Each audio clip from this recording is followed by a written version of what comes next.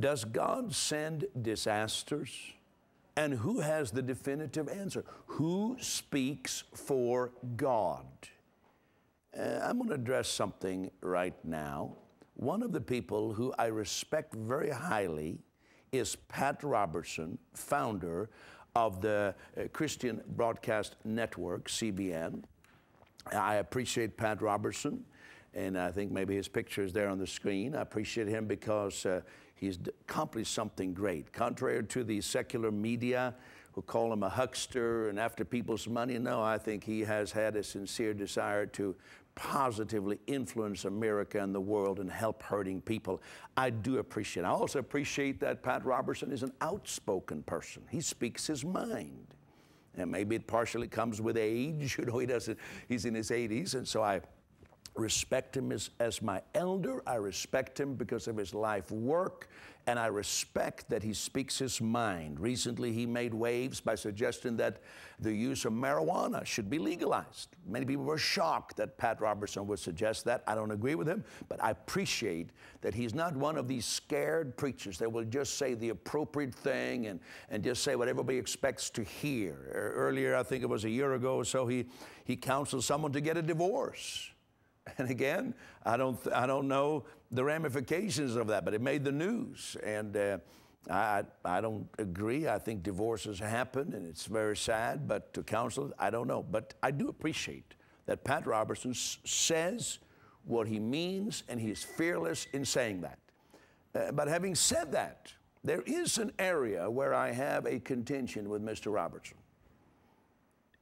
He has made himself the spokesman for God, explaining disasters and why they happen. Most recently, when it comes to the tornado that hit the Midwest a couple of weeks ago, and that if only people had prayed more, that tornado could have been stopped. I understand he didn't say that God sent the tornado. In fact, he says God doesn't send tornadoes, but prayers could have stopped that. And one would, of course, say, well, the Midwest, that's the Bible Belt. I suppose any place where there's a lot of prayer would have been in the Bible Belt. But then we could argue, why didn't the tornado strike some other country? Why didn't it hit Tehran or Pyongyang, North Korea or something? But let that slip for now. It just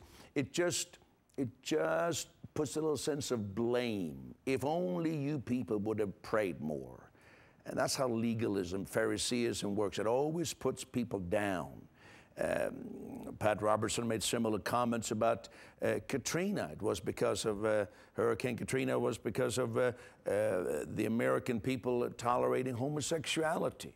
And again, and debauchery being tolerated. And again, strangely, when Katrina hit New Orleans, the French quarters, which supposedly, if you look at it that way, are the center for the debauchery, they were actually spared.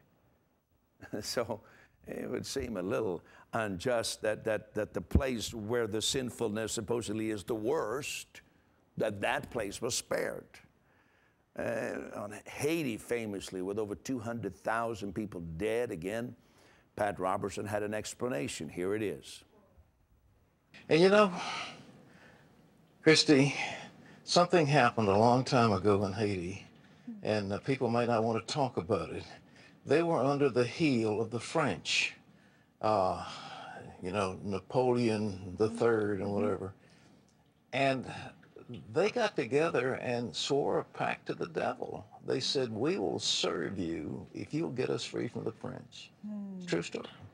And so the devil said, okay, it's a deal. And they kicked the French out. You know, the Haitians revolted and got themselves free. But ever since, they have been cursed by one thing after the other, desperately poor. That island of Hispaniola is one island. It's cut down the middle. On the one side is Haiti, on the other side is the Dominican Republic. Dominican Republic is prosperous, healthy, full of resorts, etc. Haiti is in desperate poverty. Same islands.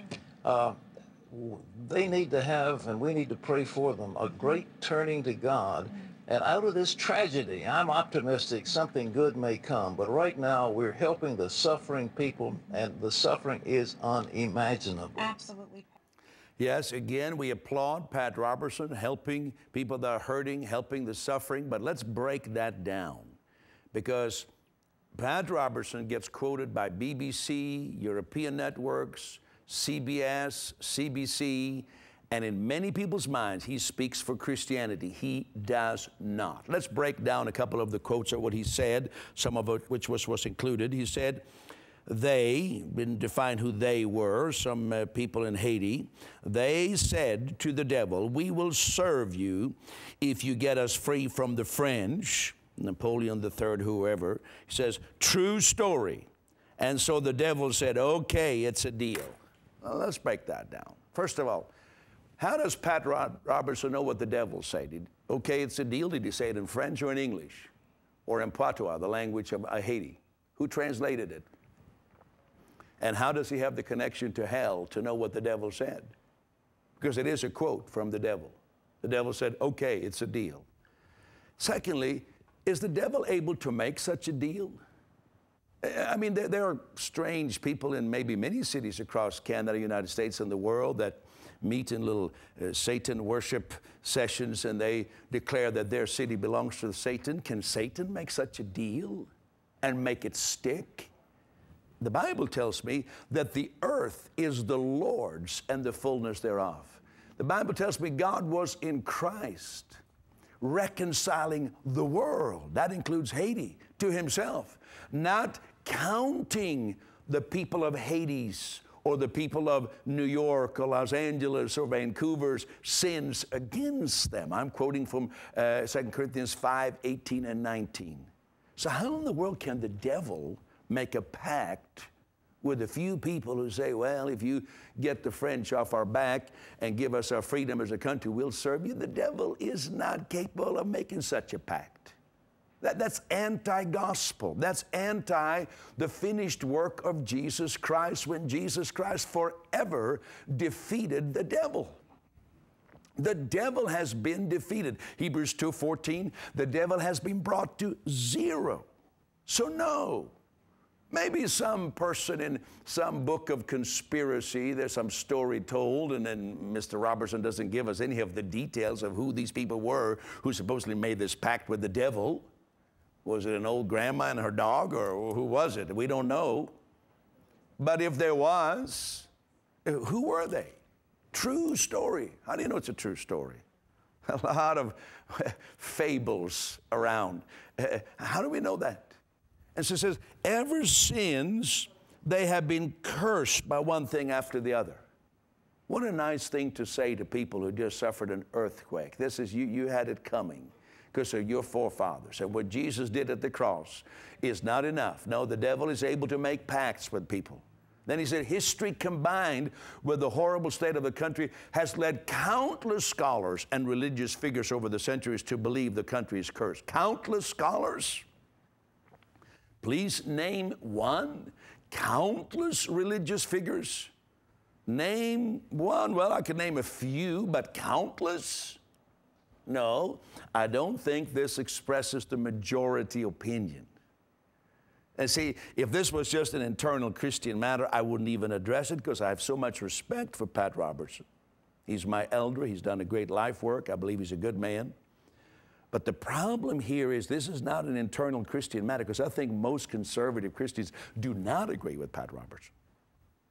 But what he is doing is sending a signal to society at large, which causes society to think that we born-again Christians have a view of God that they, and I agree with them in this, would be grotesque. A grotesque misrepresentation of who God is. So you could say, well, how do you know you're right? You've already acknowledged that Pat Robertson is your elder, so how do you know you're right, Peter Youngren? You're saying that he doesn't speak for God. You mean, do you think that you speak for God? No, I don't think I speak for God. I think Jesus speaks for God.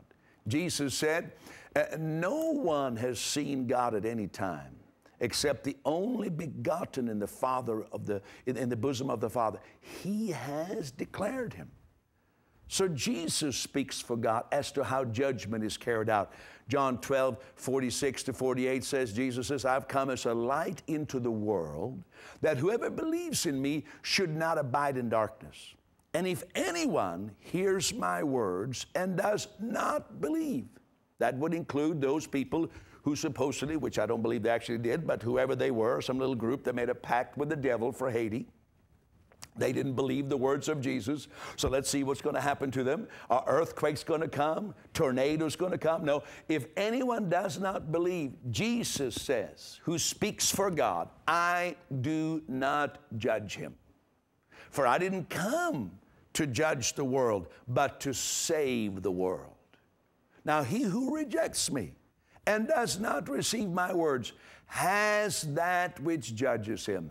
The word that I have spoken will judge him in the last days. We're not saying that there's no accountability, but that accountability, that judgment will be meted out on the last day, not through any disaster. No, we live in a flawed world. Let's not blame and condemn people when Jesus so clearly says he didn't come to condemn, but to save.